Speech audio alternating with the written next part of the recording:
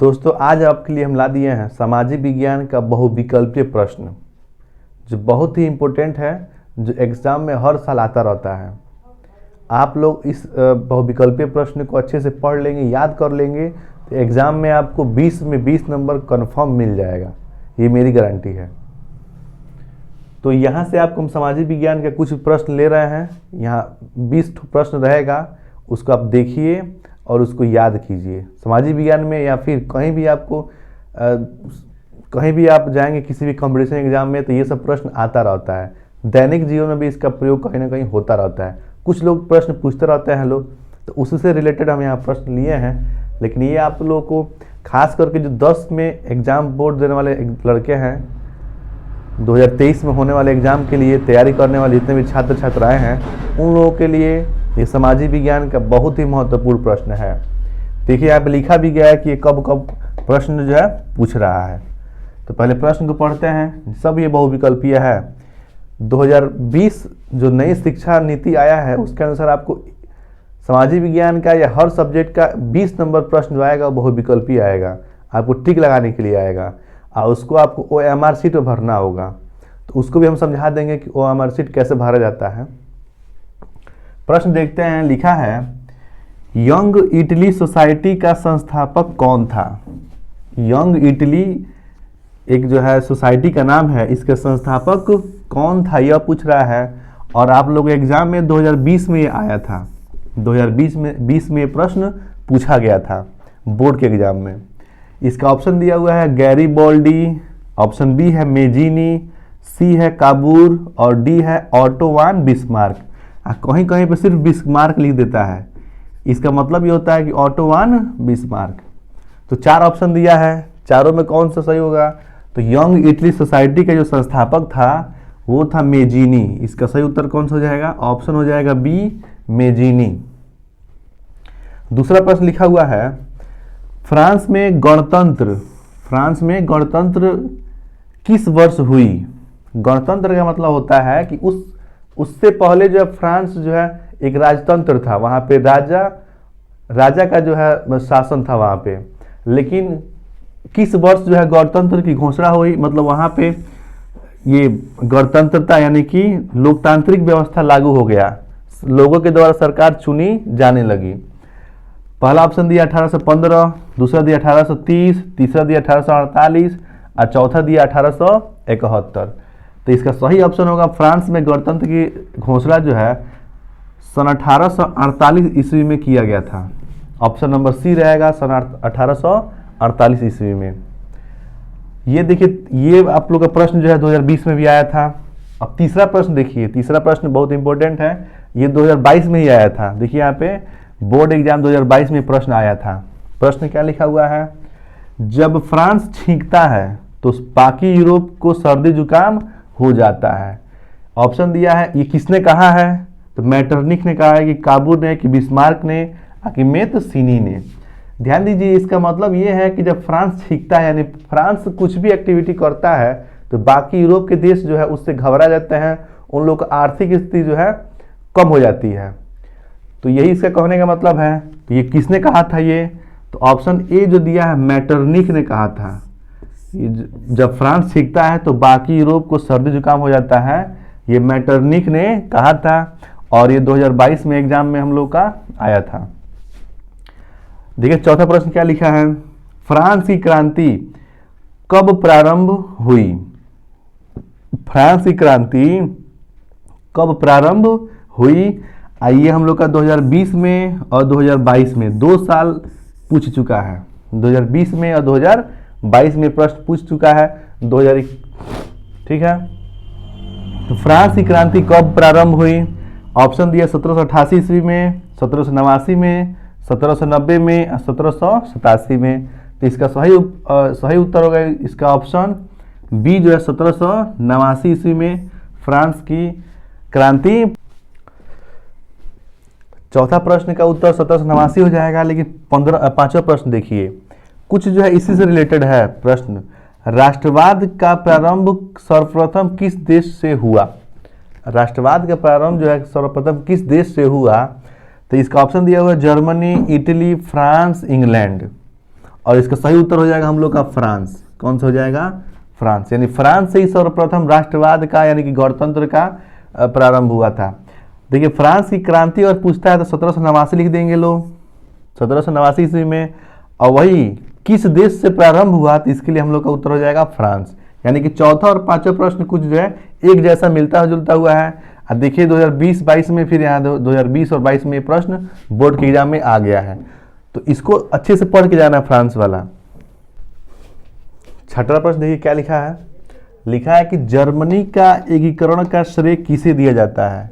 और ये प्रश्न जो है 2020 और 2022 में आ चुका है बोर्ड के एग्जाम में। प्रश्न कह रहा है कि जर्मनी का एकीकरण, एकीकरण का मतलब होता है कि जर्मनी उस समय जो है अलग अलग राज्यों में बिखर गई थी, तो उसको इकट्ठा किया गया। तो किसने किया? ऑप्शन दिया है बिस्मार्क, हिटलर, मेत्सिनी, विलियम प्रथम।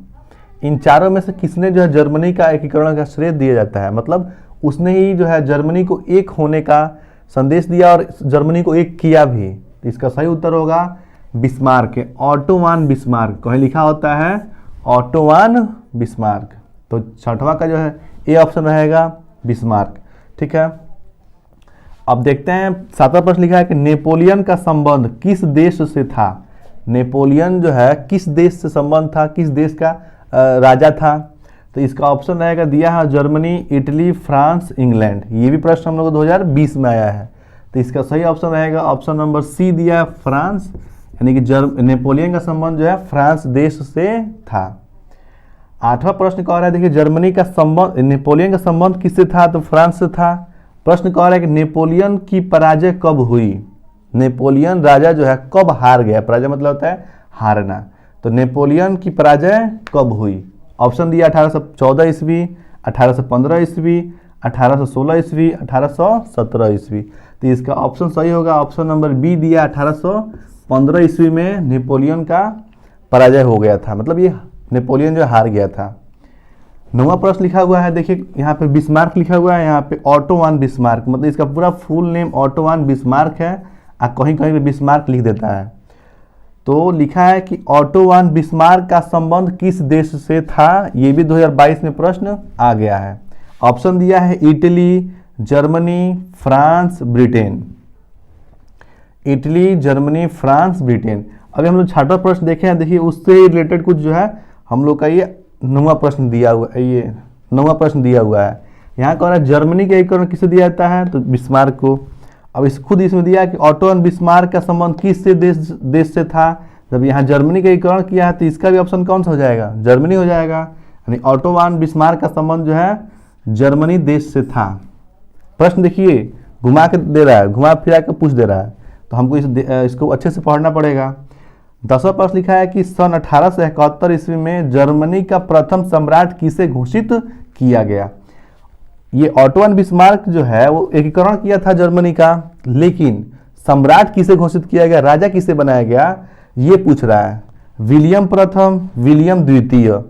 देखिए नाम से में बस प्रथम द्वितीय नाम आ गया है, विल्हेम प्रथम और विल्हेम चतुर्थ। अब लड़के विलियम प्रथम और विल्हेम प्रथम में कंफ्यूज होते हैं सब, कि ये प्रथम है ये प्रथम है, तो कौन सा ऑप्शन होगा। इसका सही उत्तर रहेगा विलियम प्रथम, ऑप्शन नंबर ए सही रहेगा। यानी कि जब 1871 में जर्मनी का एकीकरण हो गया था तो उस समय जो है विलियम प्रथम को प्रथम सम्राट घोषित किया गया। प्रश्न देखिए ऐसे भी आ सकता है कि जर्मनी का एकीकरण यहाँ लिखा हुआ है किसे दिया जाता है, तो बिस्मार्क हो गया। आज जर्मनी का एकीकरण किस वर्ष हुआ, तो इसका उत्तर 1871 हो जाएगा। इस प्रश्न में देखिए दो प्रश्न छिपा हुआ है। अगर जर्मनी का प्रथम सम्राट कह रहा है तो देखिए विलियम प्रथम हो गया। जर्मनी का एकीकरण किसने किया था, ऑटोवान बिस्मार्क हो गया। और जर्मनी का एकीकरण कब हुआ था, इसका उत्तर 1871 हो जाएगा। एक ही प्रश्न में देखिए कितना प्रश्न घुमा फिरा के छिपा हुआ है। देखिए 11 नंबर प्रश्न क्या कह रहा है। 11 नंबर प्रश्न कह रहा है कि महात्मा गांधी दक्षिण अफ्रीका से वापस कब लौटे। ये प्रश्न 2020 में पूछा गया था। अब महात्मा गांधी जी जो है ये अफ्रीका में पढ़ाई करने के लिए गए थे, दक्षिण अफ्रीका में ये अपनी जो है वकालत की पढ़ाई कंप्लीट करने के लिए गए थे। वहाँ से पढ़ाई करने के बाद भारत में कब लौटे ये पूछ रहा है। ऑप्शन दिया है सन 1914 ईस्वी में, 1915 ईस्वी में, 1918 ईस्वी में और 1919 ईस्वी में। ये पूछ रहा है कि कब जो है भारत में लौटे। इसका सही उत्तर है 1915 ईस्वी में। अफ्रीका में किस लिए गए थे? तो ये अपनी पढ़ाई को पूरी करने के लिए अफ्रीका में गए थे। 12 नंबर प्रश्न कह रहा है कि 13 अप्रैल 1919 किस घटना से संबंधित है, यानी कि 13 अप्रैल सन 1919 में कौन सा घटना घटित हुआ था। ये अक्सर एग्जाम में पूछता रहता है, 2020 में 22 में पूछा है और भी ये पूछता रहता है कि 13 अप्रैल 1919 में किस घटना से संबंधित है, ये क्यों इतना प्रसिद्ध है। ऑप्शन दिया है इसमें सत्याग्रह आंदोलन की शुरुआत, असहयोग आंदोलन की शुरुआत, साइमन कमीशन का भारत आगमन या जलियांवाला बाग हत्याकांड। चारों में से कौन सा ऑप्शन होगा जिससे ये जो है संबंधित है। तो देखिए ये 13 अप्रैल 1919 में ये पंजाब के अमृतसर में एक जलियांवाला बाग वहाँ बाग है, वहाँ पर 13 अप्रैल से के दिन जो है बैसाखी का त्यौहार था। वहाँ पे सभी सिख और भी समुदाय के लोग वहाँ पे बैसाखी के त्यौहार को मनाने के लिए वहाँ पे इकट्ठा हुए थे। एक दिन पहले जो है यानी कि 12 अप्रैल को उस समय अंग्रेजों का शासन था, तो उन्होंने एक कानून बना दिया था कि कहीं भी आप इकट्ठे जो है 5 लोग से अधिक नहीं रहेंगे, अगर होते हैं तो उन पे जो है कानूनी कार्रवाई की जाएगी। अब बैसाखी का त्यौहार तो वहाँ पे जाहिर सी बात है संख्या ज़्यादा रहेगा, भीड़ ज़्यादा हो गया था। अब वहाँ पे ये जो कानून बनाया गया था किसी को बताया नहीं गया था, बस जो है अंग्रेजों ने अपने अंदर ही ये एक सोची समझी जो साजिश रच दी गई थी। और 13 अप्रैल 1919 को जब ये सब वहाँ पहुँचे तो बैसाखी त्यौहार मनाने के लिए, तो वहाँ पे अंग्रेज के जितने भी अधिकारी थे या अंग्रेज थे वो सब गोलियों से भूनना शुरू कर दिए, मतलब गोली चलाना शुरू कर दिए। इसमें जो है लाखों लोग मार गए और बहुत सारे लोग जो है उसमें घायल हो गए। तो इसी से संबंधित है, तो इसका सही उत्तर होगा कि 13 अप्रैल 1919 ईस्वी में जलियांवाला बाग हत्याकांड, जो ऑप्शन डी दिया हुआ है, जलियांवाला बाग हत्याकांड के लिए ये प्रसिद्ध है। वहाँ पे ये सब घटना हुआ था, तो इसका ऑप्शन हो जाएगा डी। 13वां प्रश्न कह रहा है कि महात्मा गांधी ने असहयोग आंदोलन, ये क्या लिखा हुआ है, असहयोग आंदोलन कब आरंभ किया। ये प्रश्न 2020 में आया था। असहयोग का मतलब होता है किसी का सहयोग न करना। उस समय अंग्रेजों का शासन था, सरकार था, तो वहाँ पे महात्मा गांधी ने एक जो है दिमाग लगाया कि और हम अंग्रेजों का सहयोग नहीं करेंगे, सहयोग का मतलब उनका सामान नहीं खरीदेंगे, तो अंग्रेज जो है क्या होंगे, धीरे धीरे जो है वो यहाँ से जाने के जो है सोचना शुरू कर देंगे। मान लीजिए कोई सामान नहीं खरीदेगा तो वहाँ पे किसी की कंपनी का डूबना शुरू हो जाएगा। तो महात्मा गांधी ने सोचा कि असहयोग आंदोलन का हम लोग शुरुआत करते हैं। तो इस शुरुआत कब हुआ था, तो इसका सही उत्तर हो जाएगा हम लोग का ऑप्शन बी, यानी 1920 में असहयोग आंदोलन का शुरुआत हुआ था। ठीक है, अब देखिए 14वां प्रश्न क्या कह रहा है, सविनय अवज्ञा आंदोलन, सविनय अवज्ञा आंदोलन कब प्रारंभ हुआ। अब इसमें सविनय अवज्ञा आ गया है, यहाँ से आ गया हम लोग का सविनय अवज्ञा आंदोलन। एक और बात, जब भी आज़ादी से पहले जितना भी आंदोलन हुआ था उसमें 90% जो है महात्मा गांधी जी का देन था, तभी आंदोलन हुआ था और तभी हमारा देश जो आज़ाद हुआ था। तो यहाँ पे कह रहा है कि सविनय अवज्ञा आंदोलन कब प्रारंभ हुआ। इसमें एक घटना हुआ था, नमक कानून। नमक कानून, नमक कानून का मतलब उस समय अंग्रेज ने क्या किया कि बिना नमक का कोई जो है किसी घर में खाना बनेगा नहीं, तो उसने क्या किया कि नमक पे एक कानून बना दिया और नमक का रेट जो है एक ही दिन में 4 गुना 5 गुना कर दिया। मान लीजिए अगर उसमें 10 रुपये मिल रहा हो तो 50 रुपये 40 रुपये कर दिया। अब इससे क्या हुआ कि नमक जो है बिना नमक का कोई सामान खरीद नहीं पाएंगे, बना नहीं पाएंगे लोग खाना। तो महात्मा गांधी ने उसी समय सविनय अवज्ञा आंदोलन जो प्रारंभ किया, नमक पे जो कानून लगा था उसको तोड़ने के लिए, कि नमक पे जो कानून लगा है इतना ज़्यादा रेट हो गया है, उसको रेट कम कीजिए। इसीलिए तो कब हुआ था, ऑप्शन दिया 1920 में, 1923 में, 1930 में, 1935 में। तो इसका सही ऑप्शन है ऑप्शन नंबर सी, 1930 ईस्वी में सविनय अवज्ञा आंदोलन का शुरुआत हुआ था। 15वां प्रश्न भी बहुत इंपॉर्टेंट प्रश्न है, पूना पैक्ट। प्रश्न ऐसे आता है कि पूना पैक्ट किन 2 नेताओं के बीच हुआ, या प्रश्न ऐसे भी आ सकता है कि पूना पैक्ट पर किसके हस्ताक्षर है। हस्ताक्षर मतलब होता है सिग्नेचर, किसके हस्ताक्षर है। यानी कि पूना पैक्ट पे दो लोगों का किसका दो ही लोग का ध्यान रखना है कि दो लोगों का इसमें सिग्नेचर है। पहले समझते हैं पूना पैक्ट क्या है। पूना पैक्ट का मतलब है कि जितने भी दलित लोग हैं या जो है निचले जाति के लोग हैं उन लोगों को भी शामिल किया जाए। हमारे जो कानून बन रहा था उस समय, तो उन लोगों को भी शामिल किया जाए, कहीं ना कहीं ऊंचे जो है स्थान पर नौकरी दिया जाए उन लोगों को, या किसी भी चुनाव में उनको उठने के लिए अनुमति दी जाए। इसी पे हस्ताक्षर हुआ था। तो किसके किसके बीच में हुआ था?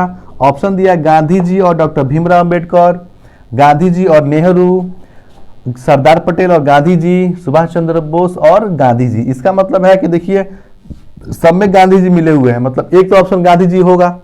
अब दूसरे कौन होंगे ये हमको बताना है, तो इसका सही उत्तर हो जाएगा डॉक्टर भीमराव अंबेडकर, यानी गांधी जी और doctor Bhimrao Ambedkar. Option number A सही होगा। अंबेडकर जो है वो दलित पिछड़ी से थे, दलित जो थे, तो उन्होंने ही इस कानून को जो है महात्मा गांधी से संपर्क करके और जो है दोनों नेताओं आपस में मिलकर ये समझौता किए कि गरीबों को या दलित को भी क्या किया जाए, चुनाव में या ऊंचे पदों पे नौकरी दिया जाए।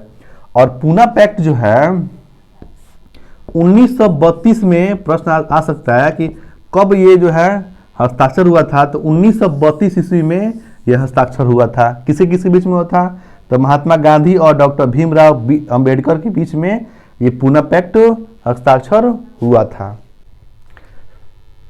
16वां प्रश्न देखते हैं क्या लिखा है। प्रश्न लिखा है कि भारत आने पर गांधी जी ने सबसे पहला सत्याग्रह आंदोलन किया। कौन सा किया? ये 2019 में, 20 में और 22 में आया था। 2021 में एग्जाम नहीं हुआ था, इसलिए 2021 का बात नहीं कर रहा है इसमें। तो महात्मा गांधी जी भारत आने पर, तो इससे पहले गांधी जी कहीं होंगे। इससे पहले गांधी जी हम लोग को दक्षिण अफ्रीका में अपना पढ़ाई पूरा कर रहे थे। दक्षिण अफ्रीका में पढ़ाई पूरा कर रहे थे और दक्षिण अफ्रीका से भारत में 1915 ईस्वी में वापस ये आए थे। ठीक है, तो कह रहा है कि भारत आने पर, जैसे ही उन्होंने भारत में आया तो आने पर सबसे पहला सत्याग्रह आंदोलन कौन सा किया? भारत में आए तो सत्याग्रह कौन सा आंदोलन किए? ऑप्शन दिया है बारडोली सत्याग्रह, खेड़ा सत्याग्रह, चंपारण सत्याग्रह, अहमदाबाद सत्याग्रह आंदोलन। तो इन्होंने भारत आने के बाद सबसे पहले चंपारण, ऑप्शन सी, चंपारण सत्याग्रह आंदोलन जो है किया। इसमें सबसे पहले उस चंपारण गए, वहाँ किसान जो थे वो नील की खेती करते थे, तो वहाँ पे सरकार ने नील की खेती पर टैक्स ज़्यादा लगा दिया था। अब इससे जो है जितने भी किसान थे उन लोगों को जो है फसल उगाने में बहुत समस्या होती थी और ज़्यादा मेहनत और पैसा कम मिलता था। इसीलिए उन्होंने चंपारण सत्याग्रह का आंदोलन का शुरुआत किया। 17वां प्रश्न लिखा है कि चौरी चौरा कांड किस वर्ष घटित हुआ? ये 2020 और 22 में आया था। सन 1920 में, सन 1921 ईस्वी में, सन 1922 में या 1925 ईस्वी में। पहले देखिए चौरी चौरा हत्याकांड क्या है। ये जो है जब सविनय अवज्ञा आंदोलन यानी कि नमक कानून जब के लिए आंदोलन महात्मा गांधी जी ने कर रहा था, तो उस समय जो है चौरी चौरा हत्याकांड यानी कि गोरखपुर में, उत्तर प्रदेश के गोरखपुर जिले में एक चौरी चौरा जगह का नाम है। वहाँ पर जितने प्रदर्शनकारी थे उन्होंने क्या किया, एक पुलिस थाने को ही आग लगा दिया और उसमें कई ठो पुलिस जो है जलकर मर गए। तो इस घटना से जब ये घटित हुआ था तो महात्मा गांधी ने उसी टाइम जो है सविनय अवज्ञा आंदोलन को वापस ले लिया था। अब ये चौरी चौरा हत्याकांड कब हुआ था? तो इसका सही ऑप्शन होगा ऑप्शन नंबर सी, 1922 में, यानी कि 1922 ईस्वी में ये गोरखपुर जिले के चौरी चौरा नामक गांव में ये पुलिस थाने को जला दिया गया और वहाँ पे कई ठो जो है पुलिस उसमें जलकर मर गए थे। ऑप्शन ये दिया 18 नंबर प्रश्न कि भारतीय राष्ट्रीय कांग्रेस की स्थापना कब हुई थी? ये देखिए 18, 19, 20, 22 में अक्सर ये पूछता रहता है कि भारतीय राष्ट्रीय कांग्रेस की स्थापना कब हुई थी। सन 1885 ईस्वी में, 1904 ईस्वी में, 1857 ईस्वी में, 1855 ईस्वी में। 1857 ईस्वी के बारे में समझिए कि सबसे पहली बार जो है हमारे देश को आज़ाद कराने के लिए जब कोई आंदोलन हुआ था तो 1857 में ही शुरुआत हुआ था। सबसे जो पहला जो है, और किसी ने देश को आज़ाद कराने के बारे में जो प्रदर्शनकारी किए थे, लोग आंदोलन किए थे, तो 1857 में ये किया गया था। लेकिन इसका सही उत्तर है कि भारतीय राष्ट्रीय कांग्रेस की स्थापना कब हुई थी? तो पहला ऑप्शन होगा 1885 ईस्वी में भारतीय राष्ट्रीय कांग्रेस की स्थापना हुई थी। ये पहली बार यहाँ लिख देंगे प्रथम आंदोलन, पहली बार आंदोलन हुआ था 1857 ईस्वी में हमारे देश को आजाद कराने के लिए। लेकिन भारतीय राष्ट्रीय कांग्रेस की स्थापना कब हुई थी? तो 1885 ईस्वी में। इसका उत्तर यह रहेगा। 19 नंबर प्रश्न कह रहा है कि भारत छोड़ो आंदोलन किसने प्रारंभ किया था? 2022 में आया था। भारत छोड़ो आंदोलन गोपाल कृष्ण गोखले, बाल गंगाधर तिलक, सुभाष चंद्र बोस या महात्मा गांधी ने? तो एक बात ध्यान दीजिए कि जब भी आज़ादी से पहले जितना भी आंदोलन हुआ था उसमें सबसे ज़्यादा हाथ जो है महात्मा गांधी जी का था। यानी कि 90% जो आंदोलन था वो महात्मा गांधी जी के द्वारा ही चलाया गया था। उन्होंने सबसे पहले आगे आकर उस आंदोलन को चलाने का प्रयास किया। तो भारत छोड़ आंदोलन का मतलब है कि जितने भी अंग्रेज हैं, जो दूसरे देश के लोग हैं, वो क्या करें? भारत छोड़कर अपने देश में चले जाएं, यानी कि भारत को छोड़ दें। तो भारत छोड़ो आंदोलन किसने प्रारंभ किया था?